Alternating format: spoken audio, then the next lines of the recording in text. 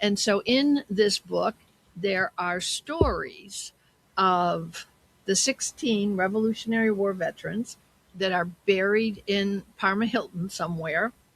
And we just did a little blurb on each one, what they did in the Revolutionary War, where they're buried. We've covered all our historic cemeteries here, and just some little interesting facts about.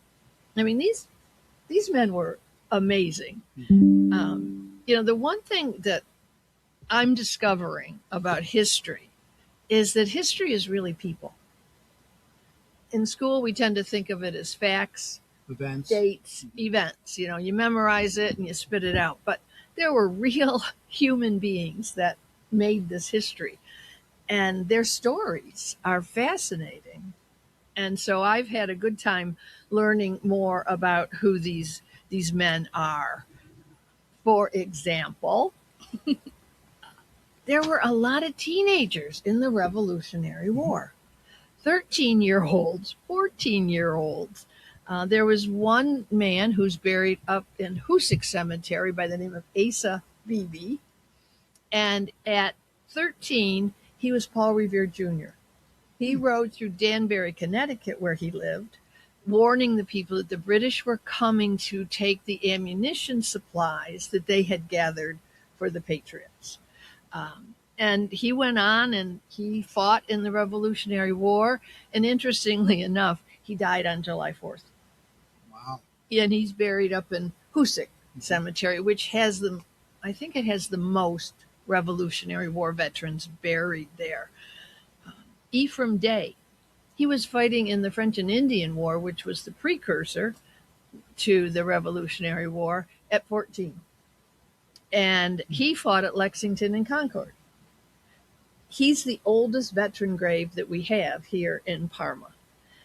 Other people they fought major battles, like Ticonderoga was a huge battle.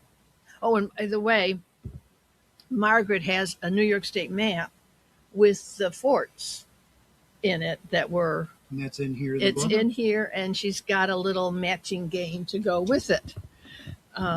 Great. So we had people that fought in, as I said, the major. We had somebody at Valley Forge who knew Washington. His uncle, in fact, became the father of West Point.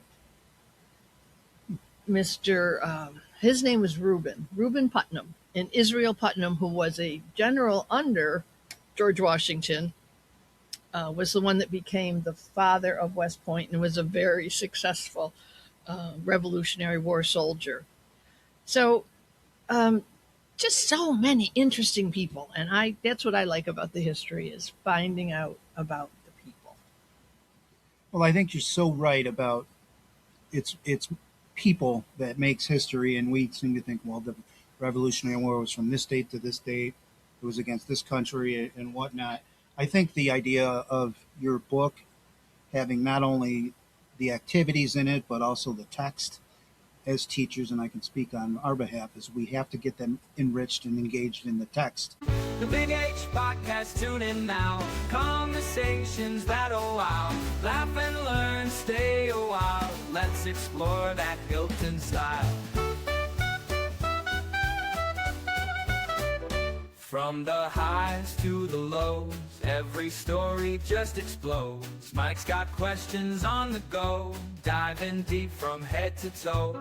Every week the guests align, sharing moments so divine. Stay with us, the pace is fine.